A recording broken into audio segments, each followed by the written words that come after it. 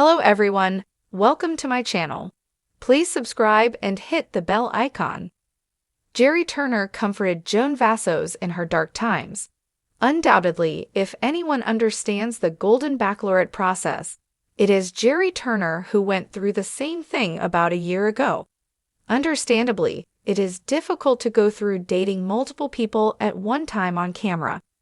Furthermore, some emotions blindsided Joan Vassos during the first season of the show. When those trials crept up, who did she turn to? The Golden Bachelor, Gerry, of course. Joan Vassos faces challenges in her journey. Although Joan Vassos has a soft heart, she has shown great strength through her past. When she accepted the honor of becoming the first Golden Bachelorette, she had no idea just how hard it would be for her. During the inaugural episode, she calmly receives each of the men as they arrive at the mansion. Undoubtedly, Joan and the men were nervous about the exciting journey ahead. But one by one, Joan met the guys and seemed to enjoy her time getting to know them. Notably, she was in their place when she was vying for Gerry Turner's attention. However, the preview for upcoming weeks shows that Joan's journey is riddled with raw emotions. Although she wants to move on, her heart is bound to her first husband and the love of her life, Joan Vassos. When times get dark for her, she enlists the comfort of an old friend. Gerry Turner comforted Joan Vassos in her dark times. At the end of the first episode, the Golden Bachelorette fans got a sneak peek of what is to come. While Joan Vassos is falling apart with the unprocessed grief of Joan Vassos, she gets a surprise visit from Gerry Turner. As he steps out of the limo, he arrives just in time to comfort Joan after telling the men she doesn't know if she can keep moving forward with new relationships. Unfortunately, she was taken off guard by all the emotions that surfaced when she began to get to know the wonderful suitors. In many ways, she felt like she was cheating on Joan. Gerry Turner understands how Joan Vassos feels. Upon several of the gentlemen's entries, they mentioned how Joan Vassos' sentiment of feeling invisible had struck a chord with them. Unmistakably, with age and losing her John, she felt like she was blending into the background of life. But when she met Gerry Turner and took the adventurous leap of looking for love on TV, her heart revived. She said, "Gerry helped make me feel visible because he looked at me, and he cared about what I was saying, and he wanted to get to know me."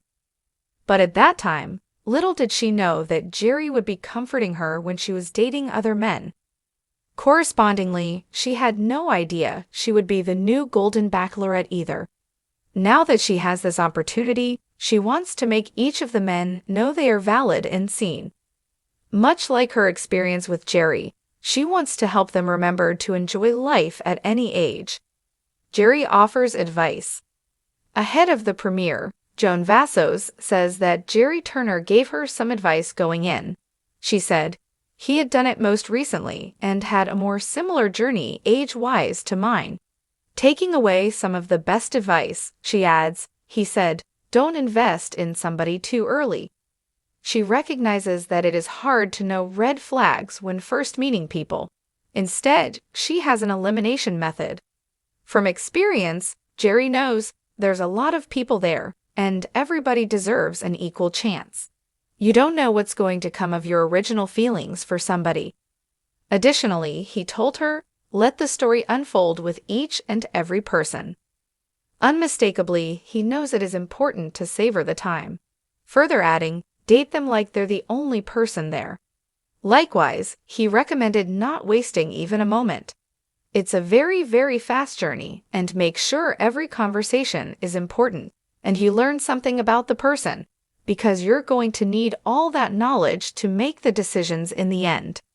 Admittedly, Joan Vassos thought she was ready to find love, but it was difficult to let go of the life she had. She says, "Emotionally, I feel like I learned a lot that I didn't know, that I hadn't dealt with the passing of my husband. But talking with Gerry and the on-site psychiatrist, Joan started to understand it isn't trading the life she had, but instead adding to the value of the life she is still living. At that point, she knew she could hold on to all the beauty from loving John and share it with someone new at the same time. Joan says, "I'm realizing I don't have to mourn the rest of my life. I deserve to have a second chance at love, potential for the future. It's the reason I'm here. It's the renewed hope." One of the guys, Dan, reminds her not to lose track of John, and several others help her navigate the process of keeping his love and adding a new person to her life. In a world where life's twists often seem cruel and unpredictable, Joan Vassos found herself adrift, grappling with the relentless waves of despair. The once vibrant woman had been stripped of her joy by a series of personal losses that left her isolated and hollow. Joan had always been the kind of person who exuded warmth, her laughter filling a room and her presence lifting the spirits of those around her. But now her light had dimmed. The silence that surrounded her was suffocating, and the walls of her small apartment seemed to close in more every day. She hadn't let anyone in, not for a long time, until Gerry Turner showed up. Gerry had always been a kind-hearted man, the kind who could see the cracks in others' armor, even when they tried to hide them. He'd met Joan years ago, during a community fundraiser when her infectious energy was undeniable. They weren't particularly close back then, but he remembered her vividly, the sparkle in her eyes, her warm embrace of life. It was that memory that stirred something in him when he saw her at the grocery store one afternoon, standing at the produce aisle, staring at apples as if they were a million miles away. The weight of the world was visible in her slumped shoulders. "Joan," Gerry said softly, not wanting to startle her. She blinked, as if snapping back from a distant dream, and turned toward him. For a moment, her face remained impassive, as though she was struggling to recognize him, or maybe just remembering how to smile. "Gerry," she finally said, her voice low and hesitant. They exchanged pleasantries, but Gerry could tell something was off. Her words were mechanical, her responses short. There was no light in her eyes, no spark of joy behind her smile. Something deep inside Joan was broken, and Gerry's heart ached seeing her this way. It was clear that Joan was battling something far greater than the simple rigors of life. Over the next few weeks, Gerry found himself thinking about Joan often. He had seen this kind of pain before, the kind that swallows a person whole. He couldn't just stand by and let it consume her without at least trying to help.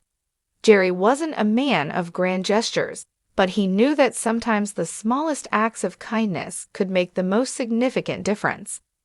One cold, gray afternoon, Gerry knocked on Joan's door, his hands gripping a thermos of homemade soup. She opened it, surprised to see him there, her expression guarded. "Hi, Joan. I thought you might like some company," he said, holding up the thermos with a soft smile. "And maybe some soup. It's my mom's recipe. Nothing fancy, but it's warm and comforting." Joan hesitated for a moment, her eyes scanning Gerry's face, searching for some sign of pity. But there was none, only kindness. Reluctantly, she stepped aside and let him in. Her apartment was as dim as her mood, the curtains drawn tight, with only the soft hum of the refrigerator breaking the silence. As they sat together at the small kitchen table, Gerry began to talk. He didn't ask Joan why she was sad or what had happened to her.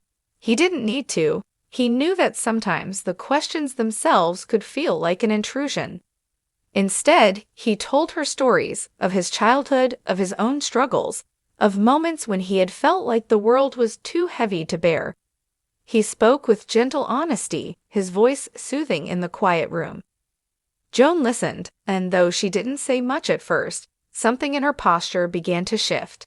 It wasn't dramatic. There were no tears, no sudden confessions, but there was a sense that, for the first time in a long while, she wasn't entirely alone. Gerry visited Joan often after that. Sometimes they would talk, and other times they would sit in comfortable silence, sipping tea or watching the world go by from the small window in her living room. Slowly, Joan began to open up. She spoke in fragments at first, her words tentative and brittle, but Gerry never pushed her to say more than she was ready for. One rainy evening, as the soft patter of rain against the window filled the room, Joan finally opened up about the losses she had endured: the sudden death of her brother, the painful end of a long relationship, and the sense of betrayal she had felt from friends who had drifted away in her darkest moments. The weight of it all had become too much, and she had retreated from the world, burying herself in grief. Gerry listened quietly, his heart breaking for her. He had known that Joan was carrying something heavy, but hearing it spoken aloud made the pain more real, more tangible. When she finished, there was a long silence, and Joan stared down at her hands, unsure of what to expect from him.